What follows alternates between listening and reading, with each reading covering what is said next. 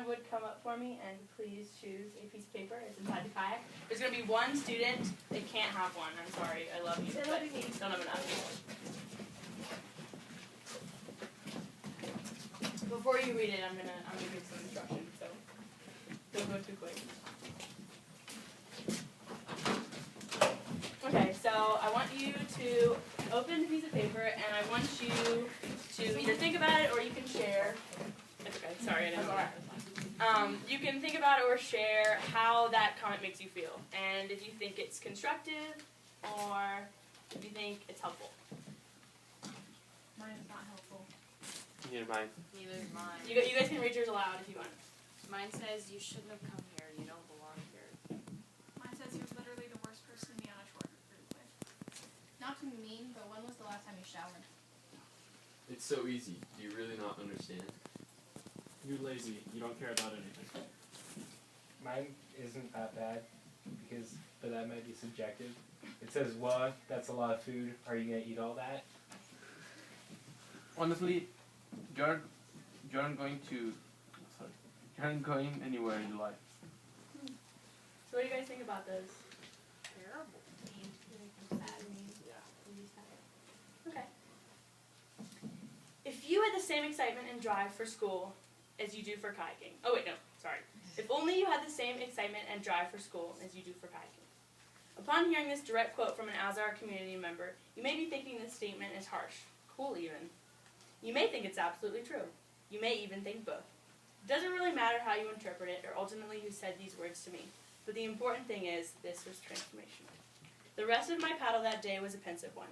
Like all the feedback I've ever received in my life, I tried to decide if I was going to take it or leave it.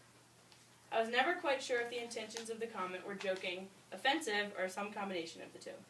Of only one thing I was sure. Within the comment lay a kernel of truth, and it was my job to find it. After some time of reflecting, I decided that some part of me agreed with the criticism. However, even the sting of the comment wasn't enough to shock me into harsh reality. Then it wasn't until our Into the Wild unit in English that it became transformative. In school, I've always struggled, continuously asking myself, why does this even matter?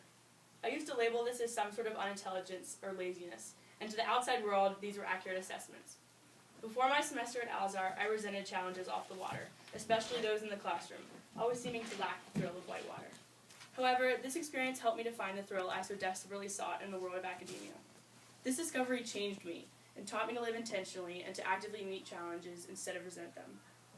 It all began with those unforgettable words on the river that day, but the real growth didn't occur until the start of a unit in English, our first glimpse into the mysterious world of Chris McCandless.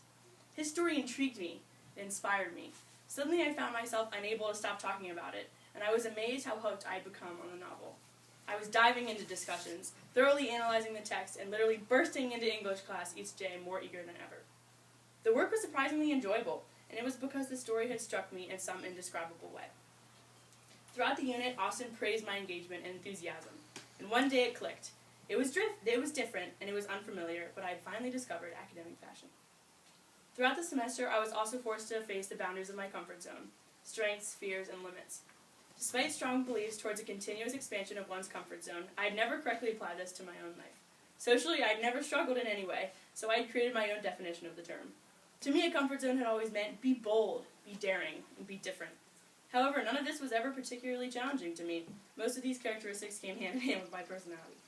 With this knowledge, I came to the realization that I had never really pushed myself to these perceived limits of comfort. So when I was suddenly in an uncomfortable social situation, you can imagine my surprise. It began in Chile and worsened upon our return to Idaho. Weight became the most popular topic among the